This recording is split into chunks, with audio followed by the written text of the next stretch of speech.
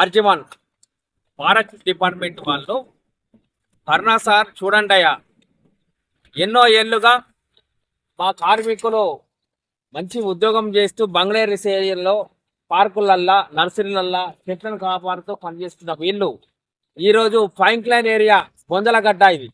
దీంట్లో మీరు ఒక చెట్ల వన నిర్మూలన అని చెప్పి ఒకటి పెట్టిండు.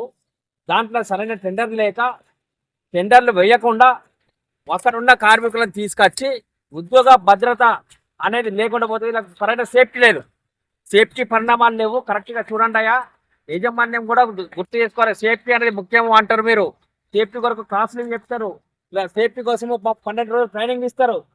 ఇన్ని ట్రైనింగ్ ఇచ్చిన మీరు ఈరోజు సేఫ్టీ లేకుండా వీళ్ళతో పని ఏ విధంగా చేయిస్తారని చెప్పి అడుగుతున్నాము. ఎందుకంటే షూ లేవు, హెల్మెట్స్ లేవు. ఇది అడవి ప్రాంతము, పాములు ఉంటాయి, తేళ్లు ఉంటాయి, ముళ్ళులు పంచ ఇంత ఉంటుంది, దరిద్రంగా ఉన్నది. దీంట్లో మా కార్మికులతో ఇంత వెట్టి చాకరీ చేయిస్తాలో బెదిరించి బ్లాక్మెయిల్ చేసి ఉద్యోగం తీసేస్తామో పోకపోతే అని మా కార్మికులను చాలా ఇబ్బంది పెడతాడు.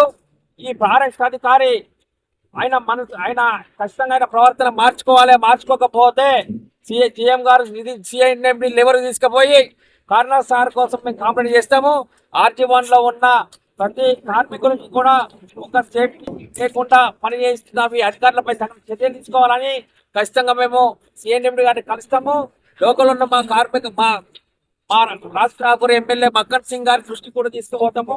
సేఫ్టీ పరికరాలు లేకుండా పని చేయించడము, కార్మికులను ఇబ్బంది పెట్టడము, సరైన తాగడానికి దాహం వేస్తే నీళ్లు కూడా లేని పరిస్థితి. అరే ఇక్కడ పనిచ్చినావు కదా, మనం నీళ్లు పెట్టాలని తెలియదా కొంచెమన్నా అని మేము కార్మిక సంఘాల ద్వారా మేము ఖండిస్తున్నాము. ఖచ్చితంగా దీనికి సేఫ్టీ పరికరాలు ఉండాలి.